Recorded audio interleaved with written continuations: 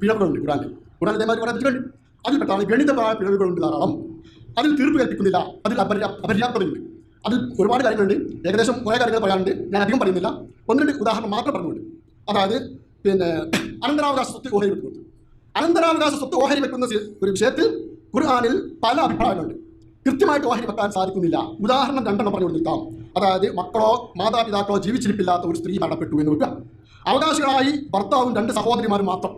അത്രേ ഉള്ളൂ. ഖുർആന്റെ കണക്ക് പ്രകാരം ഭർത്താവിന് നിസ്ഫ് മാ തറക, അവൻ ഉപേക്ഷിച്ചു പോയതിൻ്റെ നിസ്ഫുണ്ട്, പകുതിയുണ്ട്, ഹാഫ് കിട്ടണം. അത് സൂറത്തുൽ നിസായിലെ 12-ാമത്തെ ആയത്ത്. സഹോദരിമാർക്ക് ഫലഹും സുൽത്താനി, അവർക്ക് 2 ഭാഗം കിട്ടണം. 476 പ്രകാരം.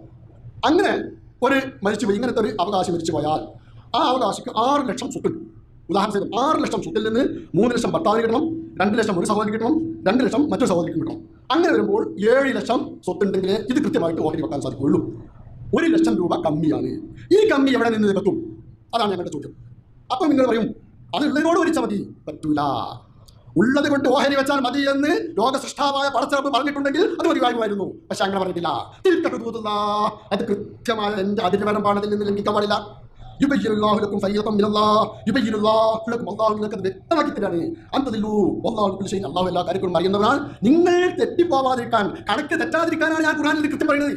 നിങ്ങൾ ഓഹരി വെക്കുമ്പോൾ തെറ്റും, നിങ്ങൾക്ക് തെറ്റ് വരാതിരിക്കാനാണ് ഞാൻ ഇത് കൃത്യമായിട്ട് പറയുന്നത് എന്ന് അർത്ഥം പറഞ്ഞു. പിന്നെ അത് ഫരീദത്തുമില്ല, അള്ളാഹുവിന്റെ അടുക്കൽ നിന്നുള്ള ഫരീദത്താണ്, കൃത്യനിർണയമാണ്. സഹോദരിക്ക് 2 കിട്ടണം, മറ്റേ സഹോദരിക്ക് 2 കിട്ടണം. അതുപോലെ തന്നെ ഭർത്താവിന് 3 ലക്ഷം കിട്ടണം. അത് കൃത്യമായിട്ടോ ഒരു 5 പൈസ കുറയില്ല, കുറയാനും പറ്റില്ല. കാരണം ഞാൻ കൃത്യമാക്കിയതാണ്. അത് അതുപോലെ തന്നെ വേണം എന്നാണ് ഖുർആൻ പറഞ്ഞത്. ഇത് ഞാനൊരു ഉദാഹരണം മാത്രം.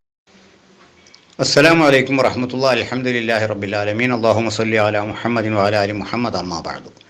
വിമർശകൻ ഉന്നയിച്ച ഖുർആനിലെ കണക്ക് തെറ്റാണ് എന്ന് പറഞ്ഞുകൊണ്ട് ഉന്നയിച്ച കണക്കാണ് ഞാനിവിടെ കൊടുക്കുന്നത്.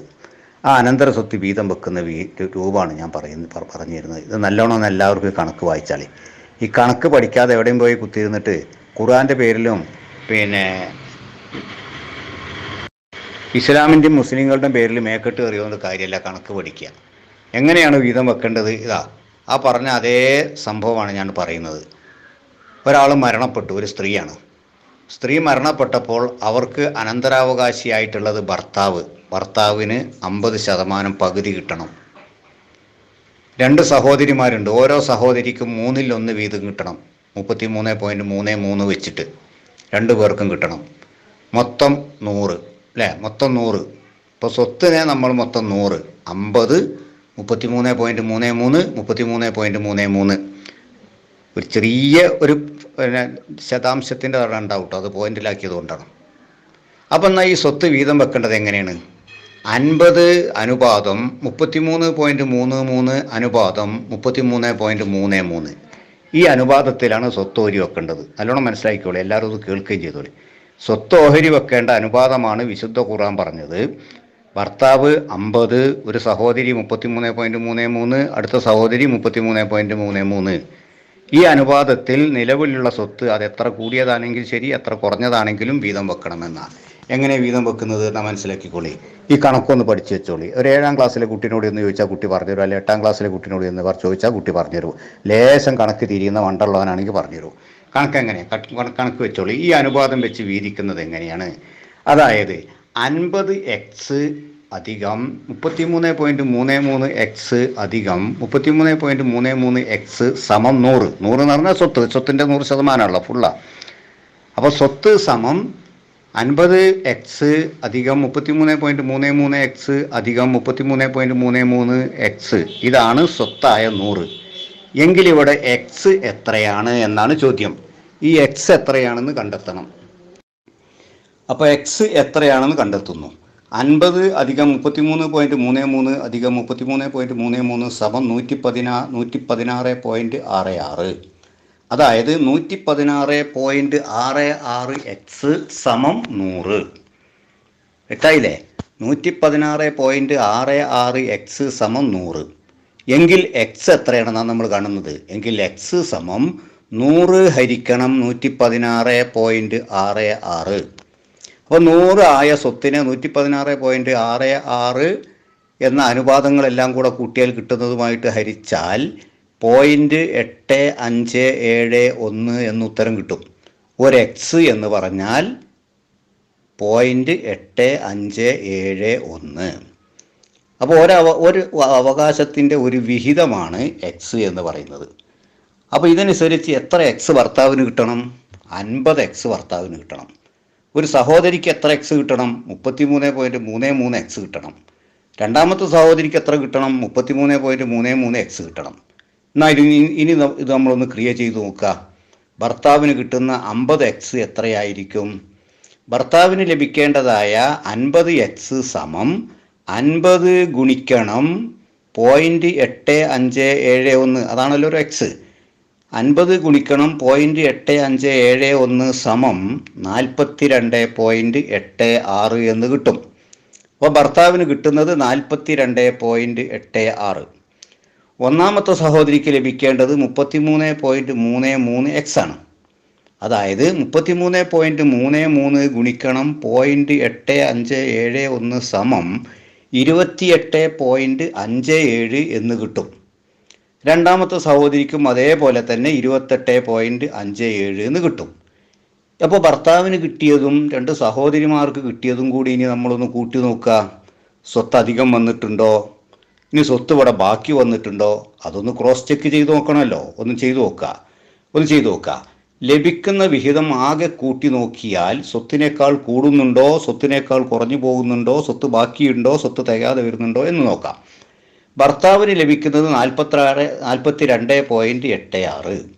ഒന്നാം സഹോദരിക്ക് 28.57, രണ്ടാം സഹോദരിക്ക് 28.57, ആകെ സമം 100. മനസ്സിലായില്ലേ? സ്വത്ത് എത്രയാണ്? 100. 100ക്ക് 100ഉം സ്വത്ത് തീർന്നു, ഒന്നും ബാക്കിയില്ല. തികയാതെ വന്നോ? തികയാന്നിട്ടില്ല.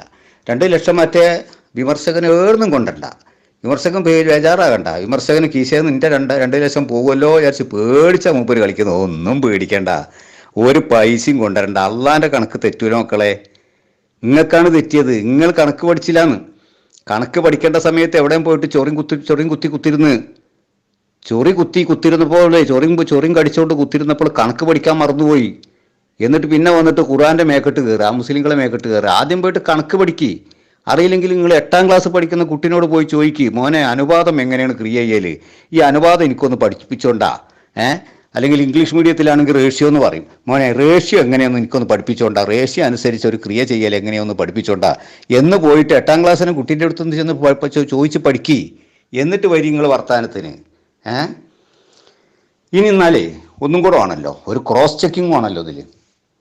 ഇവിടെ ഭർത്താവിന് കിട്ടിയ അവകാശവും സഹോദരിമാർക്ക് കിട്ടിയിട്ടുള്ള അവകാശവും തമ്മിൽ പൊരുത്തപ്പെടുന്നുണ്ടോ, അതും കൂടെ നമ്മൾ പരിശോധിക്കണമല്ലോ. എങ്കിൽ അങ്ങനെ ഒന്ന് പരിശോധിക്കാം. ഈ വീതം വെപ്പിൽ അന്യായം വല്ലതും വന്നിട്ടുണ്ടോ എന്നുകൂടി നമുക്കൊന്ന് പരിശോധിക്കാം. അപ്പോൾ പരിശോധിച്ചാൽ നമുക്ക് കാണാൻ കഴിയും, സഹോദരിയുടെ അവകാശമായ 33.33 പകുതിയായ 16.67 കൂടി ചേർത്തതാണ് ഭർത്താവിൻ്റെ 50. മനസ്സിലായില്ലേ? ഭർത്താവിന് 50 കൊടുക്കണം എന്നല്ല, പകുതി കൊടുക്കണം എന്നല്ല പറഞ്ഞത്. സഹോദരിക്ക് കൊടുക്കേണ്ടതോ 33.33. അപ്പോൾ 33.33 എത്ര കൂടുതലാണ്? 50. 33.33 പകുതി കൂടുതലാണ് 50. അതായത് 33.33 പകുതിയായ 16.67 കൂടി ചേർന്നാൽ ഭർത്താവിൻ്റെ യഥാർത്ഥ അവകാശമായ 50 ആകും. അപ്പോൾ സഹോദരിക്ക് കിട്ടുന്നതിൻ്റെ പകുതിയും കൂടി ആ മരിച്ചു പോയ സ്ത്രീയുടെ ഭർത്താവിന് കിട്ടണം എന്നർത്ഥം. ഇവിടെ കിട്ടിയിട്ടുണ്ടോ? നമ്മളെ കണക്കിലാവും നോക്കണമല്ലോ. നമ്മളെ കണക്കനുസരിച്ച് കിട്ടിയിട്ടുണ്ടോ എന്ന് നോക്കുക. കിട്ടിയത് നോക്കി നിങ്ങൾ. സഹോദരിക്ക് കിട്ടിയത് 28.57. 28.57 പകുതിയാണ് 14.29 അല്ലേ? ഈ 14.29ഉം 28.57 കൂടെ കൂട്ടി നോക്കിയാൽ എത്ര കിട്ടി? 42.86. ഭർത്താവിന് കിട്ടിയതോ 42.86. കണ്ടോ നിങ്ങൾ? കണക്കേടും തെറ്റിയിട്ടില്ല. അള്ളാൻ്റെ കണക്ക്, ഖുർആൻ്റെ കണക്കേടും തെറ്റിയിട്ടില്ല. തെറ്റിയത് നിങ്ങൾക്കാ. തിരിയാത്ത കണക്ക് പഠിക്കാത്ത നിങ്ങൾക്കാ തെറ്റിയത്. ഇവിടെ സഹോദരിക്ക് കിട്ടിയതിൻ്റെ പകുതിയും കൂടെ ഭർത്താവിന് കിട്ടാൻ അർഹതയുണ്ട്. അത് കിട്ടിയിട്ടുണ്ട്. കൃത്യമായിട്ട് ഭർത്താവിന് കിട്ടിയിട്ടുണ്ട്. വളരെ കൃത്യമാണ് കണക്ക്. അതുകൊണ്ട് പിന്നെ ഖുർആനിൽ കണക്ക് തെറ്റാണ്, അങ്ങനെയാണ് ഇങ്ങനെയാണ് എന്നൊന്നും പറഞ്ഞിട്ട് നിൽക്കണ്ട.